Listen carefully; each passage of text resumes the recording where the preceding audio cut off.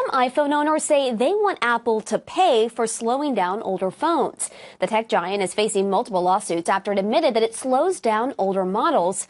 Well, this comes as analysts say fewer people than expected asked for a new iPhone 10 under the tree this Christmas. CNN's Samuel Burke joins us live for more. So let's just start here with what's going on with these older iPhones. Why is Apple slowing them down? Good morning, Pamela. CNN Money now counts 5 different class action lawsuits.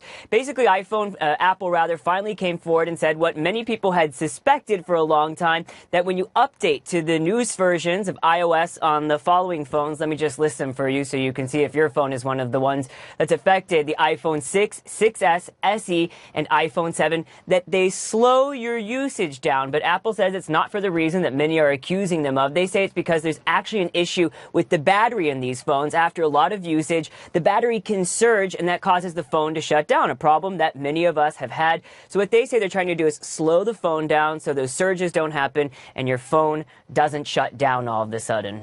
But a lot of customers are not buying that. They believe that Apple is doing this so that they'll be forced into buying the new iPhone.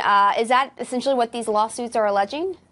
Well, these lawsuits point to that, but they also say that there's been a real lack of transparency here. Let me just put up what one of these lawsuits, the class action suit from Chicago, the attorney told us. He said, quote, Apple's failure to inform consumers these updates would wreak havoc on the phone's performance is being deemed purposeful and, if proven, constitutes the unlawful and decisive withholding of material information. Now, I spoke to one attorney who told me, look, these lawsuits are very easy to file. We've seen 4 in the United States, even one from Israel at this point, but they can be very difficult to win.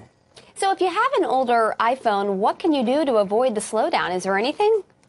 Well, this is what's so difficult, Pamela, because on the one hand, people say, well, I can just not update to the latest version of iOS. But as CNN's technology correspondent, I would not advise that because there are a lot of security patches that come with these updates. So you're stuck between a slow phone and a phone that turns off. Some experts say that maybe a new battery could help, but that's $80 at the Apple store. And even Apple's not saying clearly whether that will help or not. And I think that's why so many people feel that this lack of transparency from Apple has put a lot of people between a rock and a hard place, an iPhone and another iPhone.